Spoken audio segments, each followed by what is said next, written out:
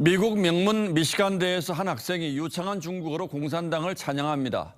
미시간대 공자학원이 주최한 중국 노래 공연 한 장면입니다. 중국 정부가 중국어 교육 보급기관이라며 세운 공자학원은 162나라 541곳에 이르렀습니다. 우리나라도 여러 대학에 23곳이 들어와 있죠. 하지만 선진국 정부와 대학들은 얼마 안가 그 정체를 알았습니다. 대학 재정 지원과 선심 공세를 앞세워 중국 공산당을 선전하고 비판적인 학계 목소리를 틀어막고 중국인 유학생과 중국 전문가들을 감시해왔다는 보고서가 잇따랐습니다. 공자학원은 지금까지 128곳이 퇴출됐고 순핵 영국 총리는 30곳 모두를 쫓아내겠다고 선언했습니다. 지난 2008년 베이징 올림픽 성화가 서울에 왔을 때 티베트 독립을 지지하는 시민단체 집회에 중국인 유학생 수백 명이 들이닥쳐 폭력을 휘둘렀습니다. 그때 배후 조직으로 유학생 단체가 지목됐는데 그 회장이 인민공안대 출신의 경찰이었습니다. 당시 다른 나라에서도 비슷한 충돌이 끊이지 않은 게 그저 우연은 아니었을 겁니다.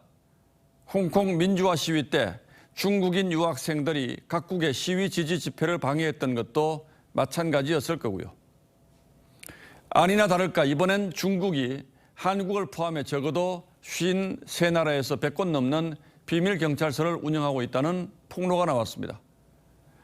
재외 중국인에게 행정 서비스를 한다면서 반체제 인사들의 정보를 수집해 감시하고 강제 송환까지 하고 있다는 의혹이 불거졌습니다. 중국은 코로나로 운전 면허증 갱신 같은 행정 업무에 어려움을 겪는 자국민을 지원한다고 해명했습니다. 하지만 코로나 팬데믹 전부터 운영된 걸로 드러나 그 해명은 설득력을 잃었습니다. 설사 영사 업무 지원이라고 해도 주재국과 합의한 정식 공간이 아닌 다른 곳에서 주재국 모르게 하면 국제법 위반이자 주권 침해입니다.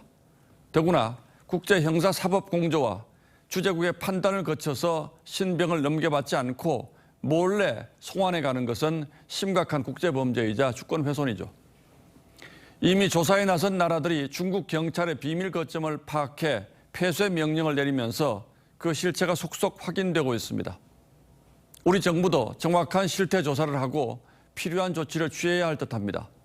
그것은 한중 관계 발전을 위해서도 반드시 필요한 일일 겁니다. 3년 이상 거주한 10만 중국인에게 지방선거 투표권을 주고 있는 것도 상호주의에 따라서 회수해야 한다는 목소리가 커지고 있습니다. 중국이란 우리가 안다고 생각했던 수준을 훨씬 더 뛰어넘는 나라인 듯합니다. 12월 22일 앵커의 시선은 친구의 뒷모습.